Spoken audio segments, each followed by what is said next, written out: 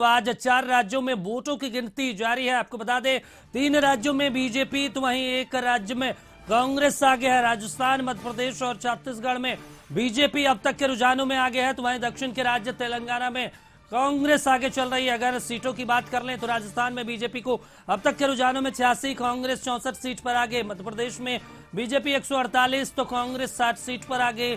छत्तीसगढ़ की अगर बात करें तो बीजेपी 58, छत्तीसगढ़ की अगर बात कर ले तो यहाँ पर भी बीजेपी और आगे है और कांग्रेस पीछे चल रही है। अगर तेलंगाना की बात करें तो यहाँ पे कांग्रेस 53 सीट पर आगे चल रही है, वहीं बीआरएस 30 सीट पर आगे चल रही है। तो देखिए छत्तीसगढ़ में बीजेपी 40, कांग्रेस 36 सीट पर आगे है। तो मध्य प्रदेश में बीजेपी अब तक के रुझानों में आगे 148 सीटों पर, कांग्रेस 60 सीटों पर आगे है। तेलंगाना में कांग्रेस 53 सीट पर आगे तो बीआरएस 30 सीट पर आगे चल रही है। आपको बता दें कि 4 राज्यों के चुनाव के जो हुए थे उसके वोटों की गिनती जारी है और अब तक के रुझानों में 3 राज्यों में बीजेपी तो एक में कांग्रेस आगे है। छत्तीसगढ़, राजस्थान और मध्य प्रदेश में बीजेपी आगे है, तो वहीं तेलंगाना में कांग्रेस आगे। राजस्थान, मध्य प्रदेश, छत्तीसगढ़ में बीजेपी आगे, तेलंगाना में कांग्रेस।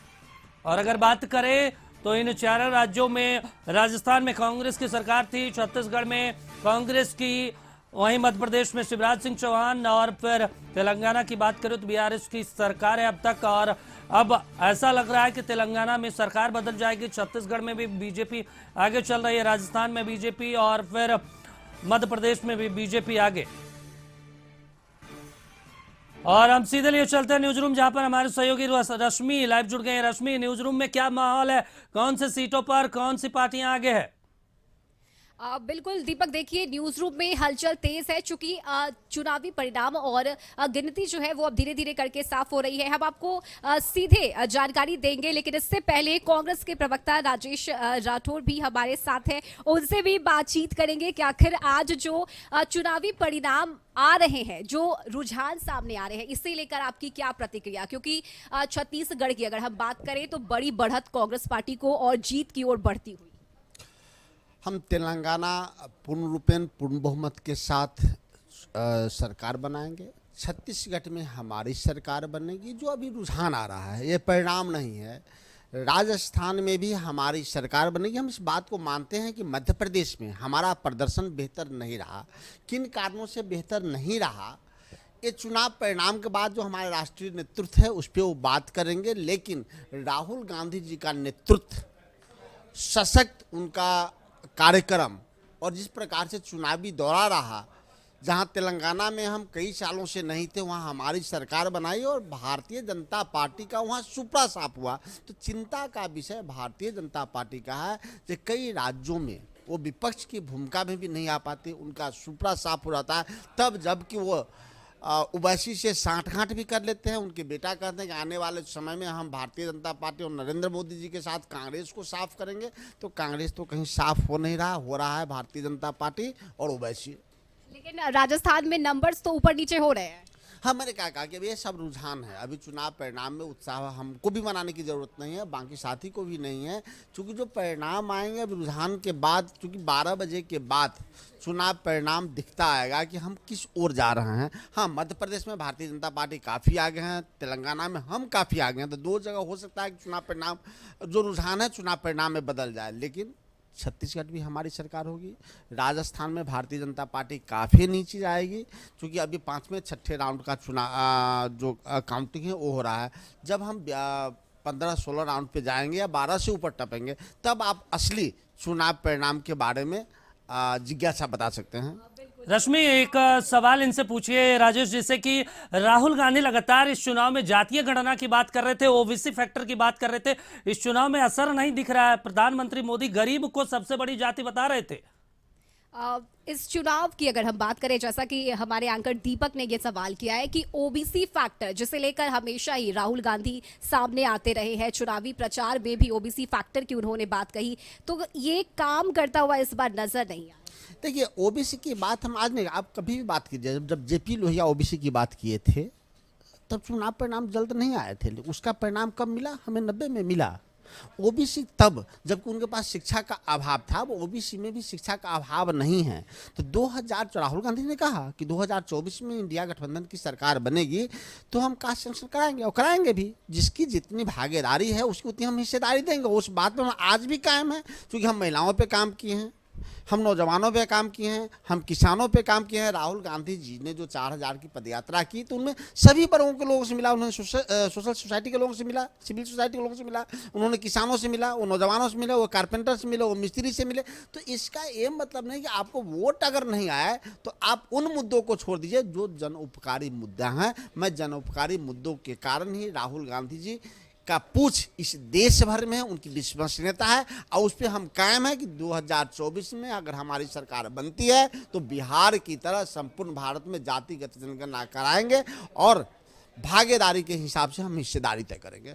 मध्य प्रदेश की हम बात कर रहे हैं, जैसा कि आपने भी ये माना है कि मध्य प्रदेश में कुछ कमी रह गई। क्या कमी रह गई? क्योंकि चुनावी प्रचार जब किए गए तो वादे तो बहुत सारे किए गए जनता से कि हमारी सरकार अगर आती है तो महिलाओं के हित में या फिर कई सारी योजनाएं जो है वो हम लाएंगे जनता के लिए। तो कमी कहाँ रह गई, कहाँ चूक रह गई? देखिए, मुझे चूंकि हम मध्य प्रदेश में इस चुनाव में हम थे नहीं, लेकिन मुझे लगता है कहीं ना कहीं पार्टी के अंतर्कलह गुटबाजी का भी एक परिणाम हुआ होगा। चूंकि राहुल गांधी जी ने, प्रियंका गांधी जी ने, खड़गे साहब ने भरपूर मेहनत की है तो वो भी होगा। दूसरा बात है कि हम चुनाव परिणाम के बाद हमारे सीनियर लीडर बैठेंगे तो बताएंगे कि आखिर हम विश्वास क्यों नहीं जता पाए। दूसरी ओर हम देखें कि मध्य प्रदेश और राजस्थान की बात करें तो प्रारंभिक दिनों में भारतीय जनता पार्टी अपने नेता का चेहरा पीछे कर दिए थे। आज जब वो चुनाव परिणाम उनके जब रुझान उनके खिलाफ जा रहा था तो बीच मध्य चुनाव में उन्होंने छत्तीसगढ़, राजस्थान में वसुंधरा जी का चेहरा आगे किया, मध्य प्रदेश में उन्होंने मजबूरन शिवराज सिंह चौहान का चेहरा आगे किया। क्या किन किन प्रश्नों में क्या हम चेहरा आगे कर दिए, इसका दुष्परिणाम हुआ, या हम अंतर कलह के कारण इस स्थिति में चले आए, या टिकट बंटवारे में कहीं कोई कमी रह गई? तो चुनाव परिणाम जब सामने आएगा उसके बाद हमारे राष्ट्रीय नेतृत्व अपने एक टीम के साथ बैठेंगे तो तय करेंगे किन किन गलतियों के कारण हम मध्य प्रदेश में जो हमारी आशाएं थी उसके अनुरूप रिजल्ट नहीं आ पाया। रश्मि, एक और सवाल जी, रश्मि एक और सवाल इनसे पूछिए कि जो छत्तीसगढ़ में कांग्रेस पीछे जा रही क्योंकि वहां पे सत्ता में थी और उसके बाद अब फिर ट्रेंड हमेशा से रहा है। 98 के चुनाव के बाद हम देखें, 98 से ही देखें तो हर बार सरकारें बदलती गई हैं, लेकिन उस हिसाब से आप देखेंगे तो कांग्रेस का जो अब तक का प्रदर्शन है बहुत बेहतर है। क्योंकि जब भी सरकार बनती है तो आंकड़े बहुत ऊपर नीचे होते थे भारतीय जनता पार्टी और कांग्रेस पार्टी का, लेकिन इस बार हम आंकड़े नज़दीक हैं और भारतीय जनता पार्टी का भी आंकड़ा बहुमत के रुझान से बहुत आगे नहीं है। ऐसी स्थिति में कभी भी वह नीचे आ जाएगा। तो हम समझते हैं कि राजस्थान में भी और बेहतर प्रदर्शन हमें करना चाहिए था, लेकिन वो प्रदर्शन हम नहीं कर पाएंगे। परंतु 12 बजे के बाद मतगणना के जो रुझान आ रहे हैं वो चुनाव परिणाम में बदलेगा तो कांग्रेस पार्टी के पक्ष में होगा।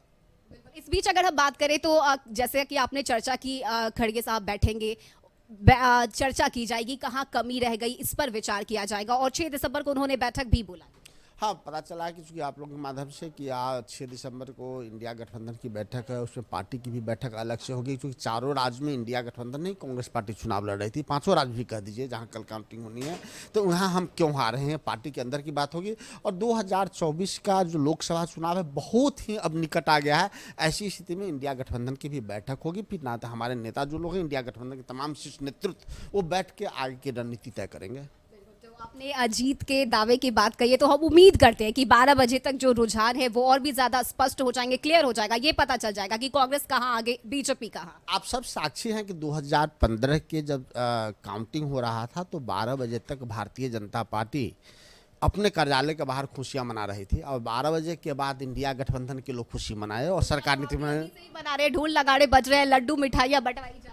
देखिए, हम सब दल के लोग चाहते हैं कि हमारी सरकार बने, हम चाहते भी हैं और होगा भी कि तेलंगाना में, छत्तीसगढ़ में और राजस्थान में हमारी सरकार बनी है। मध्य प्रदेश में बहुत पीछे हैं तो खुशी से ज़्यादा हम इस पे समझेंगे कि जो राज्य हम पीछे रह गए, क्यों रह गए, उस पर अगर हम चिंतन करेंगे तो 2024 का जो चुनाव परिणाम होगा फिर हमारे पक्ष में होगा। रश्मि, एक और सवाल राजेश जी से पूछिए कि राजस्थान में सरकार थी, छत्तीसगढ़ में सरकार थी, तमाम योजनाएं राजस्थान सरकार ने चलाई और उसके बावजूद क्यों पीछे पिछड़ गए? क्योंकि जिस तरीके से सचिन पायलट का गुट एक तरफ दिखाई दिया, दूसरी तरफ अगर बात करें तो छत्तीसगढ़ में 2.5 साल का फार्मूला था, टीएस सिंहदेव को मुख्यमंत्री बनाना था, लेकिन चुनाव से एन वक्त पहले उप मुख्यमंत्री बनाया गया। उसका कारण तो नहीं रहा कि कांग्रेस पिछड़ गई। दूसरा, राजस्थान में सचिन पायलट का गुट एक अलग ही चल रहा था। दीपक, हम चाहेंगे आप अपने सवाल को एक बार फिर से दोहराइए। राजेश जी, ये बताइए कि राजस्थान में आपने संजीवनी योजना चलाई, 25 लाख का स्वास्थ्य बीमा था उसमें, और लगातार अशोक गहलोत कहते रहे, लेकिन कहीं सचिन पायलट का फैक्टर तो नहीं उसमें मात खा गई कांग्रेस? दूसरा, छत्तीसगढ़ में 2.5 साल का फार्मूला था टीएस सिंहदेव को मुख्यमंत्री बनाने का, लेकिन चुनाव से ऐन वक्त पहले कांग्रेस के जो कार्यकर्ता थे, नाराज थे, उनको खुश रखने के लिए उनको उप मुख्यमंत्री बनाया गया। इसमें कहीं दो राय नहीं कि कांग्रेस पार्टी की सरकार ने, अशोक गहलोत जी ने कई जन कल्याणकारी योजनाएं उन्होंने चलाई, चाहे स्वास्थ्य योजना को लेकर कर दें, पुरानी पेंशन योजना के लिए कहें, 500 रुपये हम वहाँ सिलेंडर देते हैं। उसके बाद भारतीय जनता पार्टी ने भी 450 देने का वादा किया था। हम लगता है देश में उनकी सरकार है, 450 पूरे देश में देंगे तो अच्छी बात होगी। तो हम कई जन कल्याणकारी योजना हम चलाए, बावजूद हम बहुमत के आंकड़े से अभी रुझान में हम पीछे हैं। तो हमें लगता है कि कहीं ना कहीं गुटबाजी का भी ये दुष्परिणाम रहा। अगर सभी लोग अगर ठीक से होते, अंतर कलह कम होता, तो हम जो रुझान है कुछ और दिखाता। हम इस बात को स्वीकार करने में कहीं कोई अतिशयोक्ति नहीं है। राजेश जी इस बात को मान रहे हैं कि कहीं कुछ गलतियां, कुछ चूक, कुछ गुटबाजी का असर इस बार जो चुनावी परिणाम आए हैं उसमें होता हुआ नजर आ रहा है। लेकिन 24 के लिए अब रास्ता कैसे तय कीजिएगा? 24 के बारे में इंडिया गठबंधन के तमाम शीर्ष नेतृत्व, चाहे बिहार से नीतीश कुमार जी हों, लालू जी हों, ममता बनर्जी जी हों, केजरीवाल साहब हों, शरद पवार जी हों, अखिलेश यादव जी हों, तमाम सभी लोग, स्टालिन साहब हो, सभी लोगों ने मिलकर तय किया है कि कांग्रेस सबसे बड़ी पार्टी है, राहुल गांधी के हाथ में छतरी है, बाकी सब हम कमान बन के हम तय करेंगे कि इंडिया गठबंधन किन मुद्दों के साथ जनता के बीच में जाएगी। जब हमारी सरकार बनेगी इंडिया गठबंधन की, तब हम तय करेंगे कि हमारा नेतृत्व। चलिए, बिल्कुल, हम अपने दर्शकों को रस्मी एक बार अपडेट बता देते हैं कि क्या कुछ तस्वीरें अब तक जो रुझान में सामने आ रहे हैं। अगर बात कर ले तो 3 राज्यों में बीजेपी बहुमत की ओर बढ़ रही है। राजस्थान, मध्य प्रदेश और छत्तीसगढ़ में बीजेपी आगे है, वहीं तेलंगाना में कांग्रेस आगे है। तो देखिए, बड़ी खबर आपको बता रहे हैं, दक्षिण के राज्य तेलंगाना में कांग्रेस आगे, वहीं छत्तीसगढ़, राजस्थान और मध्य प्रदेश में बीजेपी अभी आगे चल रही है। राजस्थान में बात कर ले तो बीजेपी 103 सीटों पर आगे, कांग्रेस 74 सीटों पर आगे चल रही है। वहीं छत्तीसगढ़ में बीजेपी 43 तो कांग्रेस 39 सीटों पर आगे चल रही है। वहीं अगर बात करें मध्य प्रदेश की तो यहाँ पे बीजेपी प्रचंड बहुमत के साथ आगे, 150 सीटों पर, कांग्रेस भी करीब करीब 70 सीटों पर आगे है। वहीं तेलंगाना की बात करें तो कांग्रेस 58 सीटों पर, बीआरएस 33 सीटों पर आगे। तो कांग्रेस सिर्फ एक राज्य में सरकार बनाते हुए दिखाई दे रहे। 4 राज्यों में वोटों की सुबह 8 बजे से ही गिनती जारी है। और आपको बता दें, अभी का जो अपडेट है, ताजा अपडेट चुनाव आयोग के मुताबिक 3 राज्यों में बीजेपी, एक राज्य में कांग्रेस आगे है। राजस्थान, मध्य प्रदेश और छत्तीसगढ़ में बीजेपी आगे, तेलंगाना में कांग्रेस आगे। तमाम योजनाओं के बारे में जिक्र किया गया है इस चुनाव में। और अब हम आपको बता दें कि दक्षिण के राज्य तेलंगाना में कांग्रेस आगे, तो वहीं 3 राज्यों में बीजेपी आगे चल रही है। राजस्थान में बीजेपी 103, कांग्रेस 74 सीट पर आगे। वहीं अगर छत्तीसगढ़ की बात करें तो बीजेपी 43, कांग्रेस 39 सीट पर आगे। तो देखिए, मध्य प्रदेश में बीजेपी 150 सीट और कांग्रेस 69 सीटों पर आगे। तेलंगाना में कांग्रेस 58, बीआरएस 33 सीट पर आगे। तो बड़ी खबर हम आपको बता रहे हैं, 5 राज्यों में विधानसभा चुनाव हुए थे। मिजोरम में कल परिणाम आना है। उससे पहले आज 4 राज्यों में वोटों की गिनती सुबह 8 बजे से ही जारी है। और अगर अभी की बात करें तो 11:15 बज चुके हैं और 11:15 बजे तक जो रुझान सामने आ रहे हैं, 3 में बीजेपी, 1 में कांग्रेस।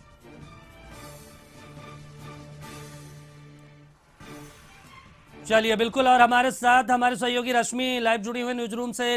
रश्मि, हमारे संपादक अशोक मिश्र जी हैं, उनसे भी बातचीत करिए। इसका क्या मायने है इस परिणाम के? क्योंकि लगातार इस पूरे चुनाव में अगर बात करें तो कांग्रेस जाति गणना का मुद्दा उठाते रही है, लेकिन इस बार जो परिणाम अभी तक सामने आ रहे हैं उसमें कहीं से कोई असर नहीं दिख रहा है।